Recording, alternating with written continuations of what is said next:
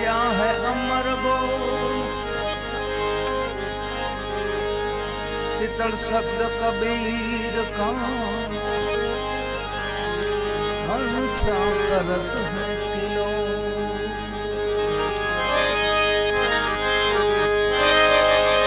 शीतल शब्द कबीर का हंसा करत है किलो।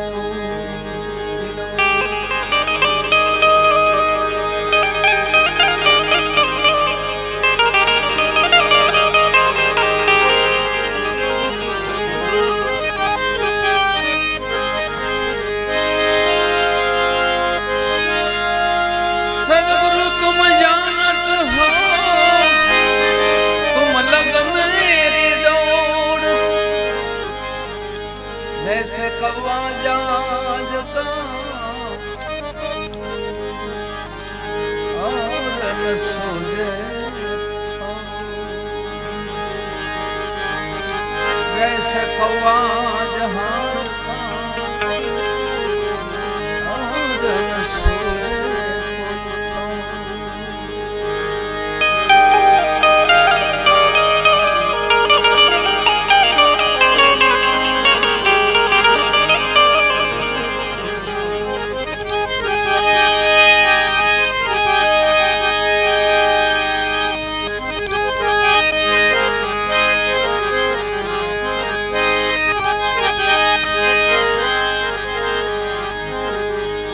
जैसे कौवा जहाज का वो जो सूझे ठोर,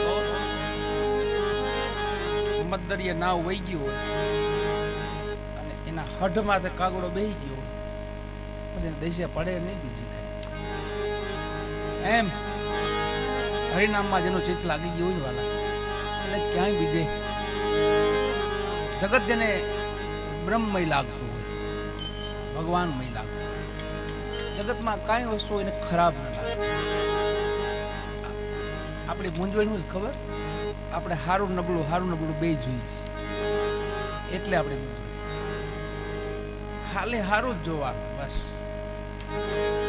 5 કર્મેન્દ્રિય છે આપણી બાહેરી 12ની જે આજે બહુ નજીકના આમ ડાયરો બધો મળ્યા છે, એટલે મજા આવે છે વાલા. અને વધારે ભજન તો માનું છે, માનું ભજન છે. આવા ભજનનો તમે કદાચ લાખો રૂપિયા ખર્ચો ને ત્યાં ભજન નો થાય. એક મળી ખરા એ રાત આપણને યાદ રહે, એમાં કોઈ મહાપુરુષોની વાતો કોઈ આપણે સાંભળીએ, એ નીકળે જ નહીં વાળા. તમારો અઢળક પ્રેમ છે, એટલી શાંતિ. અમે ઘણા કાર્યક્રમો કરીએ છીએ, પણ આટલી શાંતિ જ્યાં ભજનમાં હોય ત્યાં ભજન થાય. આવી શાંતિ જ્યાં હોય ને ભજનો ન્યા થાય. ઓલી વાણી ગાજો, ઓલી વાણી ગાજો, ઓલી વાણી, બધી વાણી હરખી છે. વાણીમાં આપણે કે ઓલું ગાજો, બધા ઘણી ઠેકાણે કે ગુરુમુખી ગાજો. તો આ બધી વાણી લખ્યા બધા જેને વાણી લખી છે, કોઈ ગુરુમુખી નહોતા. જેને જેને વાણી લખી બધા ગુરુમુખી છે, પણ સમય સમયની વાણી ગાવી એ જરૂરી છે. બધા મહાપુરુષોની વાણી છે ગુરુમુખી છે. આપણા સુફી ઓલિયા જોવો તો એવા, આપણા સંતો જોવો તો એવા, આપણા ભક્તો જોવો તો એવા, દાતારો જોવો તો એવા. એક એકની ગાથા આપણે જન્મારા હોઈ જાય. રાત તો હું જન્મારા હોઈ જાય, અને ખૂટેમ જ નથી વાળા. આ ભૂમિનો ઇતિહાસ જેમ તેમ પાદરિયાનો ઇતિહાસ. વેલનાથ બાપા ભોળાનાથની વચન સિદ્ધિનો અવતાર વેલનાથ બાબા. માત પિતા પરમ ઉપાસક ભોળાનાથના, અને ભોળાનાથે પુષ્પ આપ્યું એ વેલનાથ બાબા. 12 વર્ષની ઉંમરે તો એને ગિરનારની પરિક્રમા કરી લીધી હતી, હાલી નાની વયે. એમાં એને વાઘનાથ બાપુ મળી ગયા હતા, સિદ્ધિ પ્રાપ્ત થઈ ગઈ 12 વર્ષે. આ ભૂમિ એવી છે વાળા, આ ભૂમિમાં તમે 12 વર્ષ નહીં, ખાલી 12 મહિના મન કર્મ વચનથી પાકા રહ્યો એટલે એમને સિદ્ધિ પ્રાપ્ત થાય. તમારા કાર્ય સિદ્ધ થવા માંડે. પરબારા જે સંકલ્પ કરો ને તમે મનમાં, હે માં ભગવતી, હે દાદા, મારું આવું કામ થવું જોઈએ, થઈ ગયું. આ એ ભૂમિ છે, સિદ્ધોની ભૂમિ છે, આ સિદ્ધ ભૂમિ છે. અહીંયા બેઠા છે રવતાચલ દાદા, હિમાલયના દાદા છે. હિમાલય છે ને એમને દાદા છે. પાર્વતીના માં પાર્વતીના બાપુજીના બાપુ દાદા બાપુ ઉપર માં અંબા બેઠા ને માં અંબા એ માં પાર્વતી છે. હમણાં એ વાત થતી હતી સૌરા મંડપની. અહીં નજીક જ છે આપણે સૌરો મંડપ, હજી હાલમાં હજી આ પડી છે. છેલ્લો અવતરણ છે જે ભગવાનનો જે છે, છેલ્લી વાર પ્રભુ આવવાના છે. 64 કળા, કેટલી? 64. બધા અવતાર થયા ભગવાનના, કોઈ 12 કળા, કોઈ 16 કળા, એમ બધા અવતાર થયા. પણ આ જે અવતરણ થવાનું છે એ પૂરણ પુરુષોત્તમ ભગવાન, પૂરણ નારાયણ પોતે. મહાકાલ કયો તો મહાકાલ, જે તમે કયો 64 કળા અવતાર છે. અને આપણી આ ભૂમિમાં જ હમાવાના છે પાછા, એ સૌરા મંડપમાં જ હમાવાના છે. એટલે આપણા અહોભાગ્ય છે બધાના. આપણે સહી ખરા પણ માના પક્ષમાં છે આપણે બધા. હું માંડવિયા છે. એમાં મેઘાના અહીંયા જન્મ, માં મેઘાનો અવતરણ અહીંયા થવાનું છે. વંથલી, આપણું વંથલીમાં વિવાહ થાય. જાંગીને આવ્યા ખબર, ગરવો ધણીણો નો વાજા વાગશે. આથી ભૂકંપ આવ્યો ને 20 વર્ષ ગયા છે ને, એ જે ગરવામાંથી જે અવાજ આવ્યો તો ને કોઈ સાંભળ્યો હોય એને ખ્યાલ હોય. ગરવો ધણીણો વાજા, વાજુ એવું વાઈ ગયું. વાજુ બીજું થોડીક વાર પણ આમ બધા બેભાના થઈ ગયા. હા, સાંભળ્યો તો અવાજ અમે. એક હેલિકોપ્ટર નહીં, અબજો હેલિકોપ્ટર નીકળે ને એટલો અવાજ હતો. અબજો હેલિકોપ્ટર ઉપરથી નીકળે ને આપણી માં કેમ અવાજ આવે આપણને, એવો અવાજ આવ્યો, ભયંકર અવાજ. પણ આપણને ખાલી શાન કરે છે. આપણે આ ભૂમિને આબાદ રાખવાના છે પ્રભુ, આબાદ. આ ભૂમિમાં એનું અવતરણ થવાનું છે, અહીં આવવાના છે. એટલે આપણે તો માના પક્ષમાં છે, ઘણી અહીંયા આવવાના છે. એટલે આપણે તો ખૂબ લીલા લહેર છે વાલા. કોઈ કોરોના એક છે, સાવચેતી રાખવી, થોડુંક સ્નાન ધ્યાનનું જોર રાખવું. આ વધારે છે ને આળહું હોય ને એને આ રોગ બહુ લાગુ પડે. હા મારા નીકળ્યું ખાવામાં સમજે, નાવામાં નહીં જ. બહુ આળસ નહીં કરવાની. સ્નાન ધ્યાન, ધૂપ ધ્યાન, પછી થોડું હલન ચલન રાખવું. આનું નામે આપણે નથી સાંભળ્યું, કોરોના બોલ્યો, કોરોના. પણ એનો મતલબ સમજવા જાય તો શું થાય ખબર? હાવ કોરું નહીં રહેવાનું, થોડુંક ક્યાંક ભીનું રહેવાનું. સેવામાં, માત પિતાની સેવા. છેલ્લે કાંઈ ન થાય તો આપણા માત પિતા હોય છે, એ આપણા ભગવાન જ છે. આપણે ક્યાંય ન પહોંચી વળીએ ને, યાત્રામાં ન જાય, માં ગંગાએ ન જાય, 4 ધામની યાત્રા ન કરી, માત પિતાની ખાલી સેવા કરી લઈ, 68 તીરથ એના ચરણોમાં છે. કબીર સાહેબ કહે છે, ગુરુ ગુરુ કહત કોણ ગુરુ તારે, તો ગુરુ બિના પાર કોણ ઉતારે. પહેલા ગુરુ માતા ઓર પિતા, બીજા ગુરુ બધા પછી. પહેલા ગુરુ છે આપણા માતા અને પિતા. રક્ત બુંદ કે દોનું દાતા. આમાં જે આપણે આનંદ કરી રહ્યા છીએ ને, એની કૃપાથી આપણે આનંદ કરી રહ્યા છીએ. પહેલા જ ગુરુ છે. પછી બીજા ગુરુને થાવ ભૂલી જ જાય છે, મગજમાં નથી રાખતા. ભૂલવા જેવા નથી. દૂજા ગુરુ જન્મ કેરી દાઈ. હુયાણીમાં આપણી હુયાણીમાં હોય ને, એ આપણા ગુરુ છે. ખાલી નાળું અવળું કપાઈ જાય ને તો અહીંયા પણ સીતારામ થઈ જાય. એને ખબર હોય કે આમાં શ્વાસ ગયો છે, પછી જ નાળ કાપે. એ ગુરુ છે. જન્મ કેરી દાઈ, ન્યારા કિયા ઉદર છુડાઈ.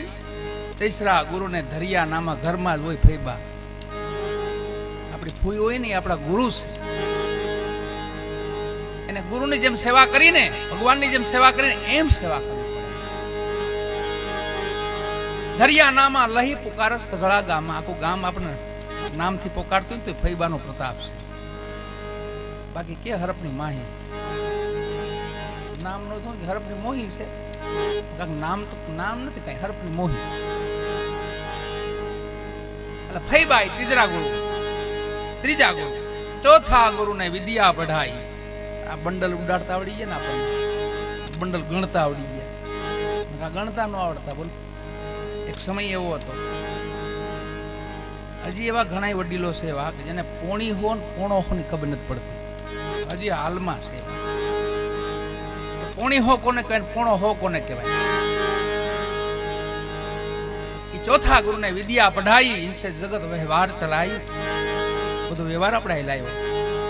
હવે છેલ્લા 5મા ગુરુ જો હવે આવે છે, ઈ ખાસ જરૂરી છે. પાછા 18 આલમને જરૂરી છે. 5મા ગુરુ ને માલા તિલક દીના, ઇનસે રામ કૃષ્ણ કા સુમરન કીના. 5મા ગુરુ તો ખબર પાડી આપણને, ખબર પડી ભગવાન છે. પછી ખબર જ ન હોય આપણને. પછી થોડી ભ્રાંતિ હોય પાછી કે નહીં હું આ ભગવાન જ માનું, હું આ ભગવાન જ માનું. એમ નહીં, બધું તત્વ એક છે. છઠ્ઠા ગુરુ ને બ્રહ્મગઢ ભાંગ્યા. આપણે ભ્રાંતિ હોય હું તો અહીંયા જ ઝૂકું, બસ બીજે ક્યાંય ઝૂકું નહીં. બધાને ઝૂકવા. જ્યાં આપણું જેને કઈ ધૂપ ધજા ચડતી હોય ને વાલા, અહીંયા મસ્તક ઝુકાવવામાં કોઈ આપણું કાંઈ નહીં. એ આપણું લક્ષ્ય. એ છઠ્ઠા ગુરુ તમને ભ્રાંતિ તોડી નાખે. છઠ્ઠા ગુરુ ને બ્રહ્મગઢ ભાંગ્યા, સબસે છુડાઈ એક સંગ લાગ્યા. હવે છેલ્લા ગુરુ આવે. 7મા ગુરુ ને અભયદાન દીધા, જે મોરાર સાહેબ કર્યું. અભય કાળ ને કહી દે ઉભો રે ભાઈ, કહું થઈ આવજે. એ 7મા ગુરુ. એને ગોતવા નહીં જવાના. તમે પાત્ર બનશો એટલે મેળે મેળે તમારી પાસે આવશે. આમ પાત્રને મજબૂત કરવા, લીક નહીં રાખવાનું ક્યાંય જવી જાય. આ ઠામને નબળું નહીં રાખવાનું. 7મા ગુરુ ને અભયદાન દીના, કહત કબીર એક બ્રહ્મચીના. એક જ ભગવાન છે, બધાય ભગવાન એક જ છે. આ ભૂમિમાંથી જ્યાં બેઠા છીએ આપણે, એ મહાપુરુષને એક વાર યાદ કરી લઈ.